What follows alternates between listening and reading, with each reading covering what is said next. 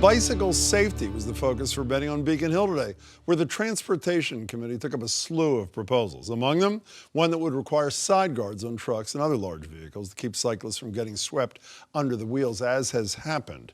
Another would ban drivers from parking or idling in bike lanes. It's also a push to require motorists to allow at least 3 feet when passing a cyclist, even if it requires them to cross the center line.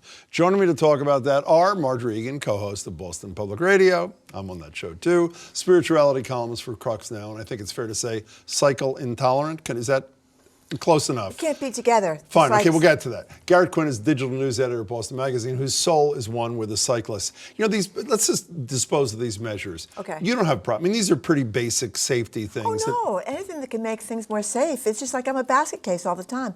I'm a basket case when I'm driving in the car, because you drive down a street like Beacon Street, and there's no room. You got 2 lanes of traffic, you got cars parked, and you got a bicyclist there, and you're constantly afraid they're going to swerve out and you're going to swerve into the car next to you. Or so how can you just approve this thing? One of those things says you do have to swerve out. If there's a cyclist in a lane in front of you, you may even have to cross the center line. You hope you have time to do that. Or you're on Huntington Avenue, where you've got 2 lanes of traffic, the green line in the middle, and you got a hubway bicycle thing. So I'm a nervous wreck as a driver. I'm going to hit somebody, and when my kids ride bikes, I'm a nervous wreck. Somebody's going to hit them. So they shouldn't be together. So before you respond to Boston's too small to be a great bicycle city, which is the summary of Margery's point, these measures are pretty basic, but they don't address the core problem, do they, Garrett? I think they'll help if they're approved and they're not changed through the process. But I think ultimately, to make things safer for cyclists in Boston and pretty much any other city, particularly an older one like Boston, you have to make real infrastructure changes to the city's infrastructure.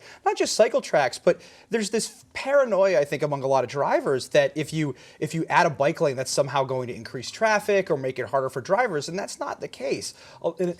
Roads are generally 12 feet wide. If we could shrink some of them to 10 feet wide, there's spaces in certain streets around Boston, Cambridge, Somerville, where you can create a bike path and maintain parking for cars on the road. And you would create a buffer in a lot of cases between cars, and you would put like the parking, then the bike lane, so the drivers and bikes would not interact. That's exactly what happens on Western Avenue, right near the studio. Right. So he convinced you there's enough room for this? If you did that, that'd be great. If you had the cars parked, and then you had the bicycles and you had the sidewalk, that would be great. But that's going to take a few more feet out of the roads that you think are too narrow to begin with. What I think a lot of drivers are worried about, they're worried about hitting somebody, and they're worried about somebody hitting them back. I mean, you're just so you know what else too? I wish they'd give us better instructions. You have these bicycle symbols in the middle of Beacon Street.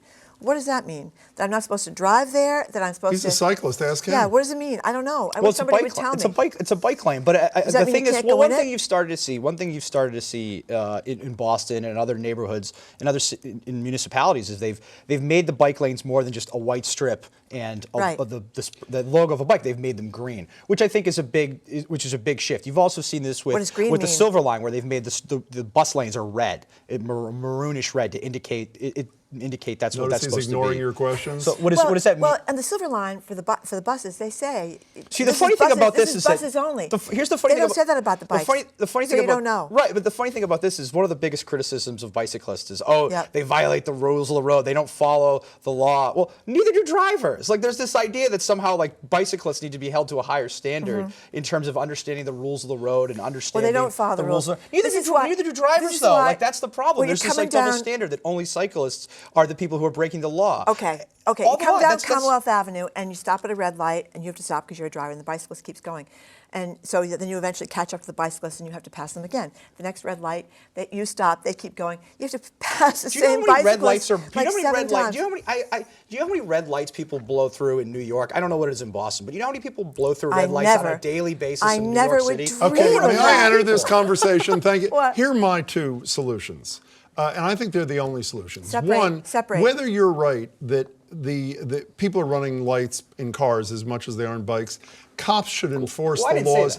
The laws should be enforced. And my serious enforcement, cars can't go through red lights. Bicycles can't go through red lights, even though I think cyclists do more. 2, the cycle track seems to me to be the only solution. Unless you are physically separated, how are you ever safe in a city, Garrett Quinn? Oh, no. It's very expensive. They're expanding. They have it on Mount Vernon and Dorchester. They have it on Western Ave. It's very expensive. But that's the only safe way to ever coexist, isn't it? It's one of the ways if you create better bike infrastructure, cars and bikes can coexist. There's no question about this. The problem is On the is that same road with no separation in a small city they like can, Boston? but you need to. But they can, but they do now. But the thing is, you can make improvements so the situation is better, so there are less accidents, so there are less deaths, so it's safer overall. These measures that are being proposed in the legislature will certainly do Okay, that. but you need that's to a make, start. You need to make significant changes to the city's infrastructure, and you're starting to see the beginning of that. Are you any happier or no? I can't take the stress, Jim. I just can't. No, take I'm the serious. stress. No, but I'm serious. I mean, I'm a if nervous wreck every night when I drive home. If there was physical separation, even if it meant that the Fantastic. roads for you as a driver Fantastic. were slightly narrower, I don't you can wanna, handle that, I don't right? want to run anybody over on a bicycle. And Well, I don't think a anybody on lot- a bike wants you to run them over either. Exactly, but it's really difficult when you are so close. I mean, you're driving in big cars, and you are what, 8 inches from some of these bicyclists. It's really nerve-wracking. You have Right. the final word, Garrett. Do you actually cycle around town? I would say I'm a part-time cyclist at most. I'm more of a recreational cyclist. I don't, and plus when it gets cold, I tend to. Do you have one of those go with the cold. outfits? No, I'm not. That, again, I'm He very. wants to see I'm you more in of a runner- I'm spandex. more of a runner Okay. than I'm more of a runner than a cyclist. Okay. But look, I think you're seeing a major change in the way we approach design in cities. You're seeing this return to what we've gone through a long time. Things are being more pedestrian. They're becoming less car-oriented and more people-oriented, more pedestrian-oriented, more cycle-oriented. I wanna end this And that's going to make the city a better place. By saying Bicycling Magazine used to rate us the worst city in America, and we're now in the top 10. Really? On that note, That's very impressive. Marjorie Egan, I'll see you tomorrow at See you 11 on tomorrow. Boston Public Radio. I'll read you in Boston Magazine. Garrett, it's great to see you. Thanks so much.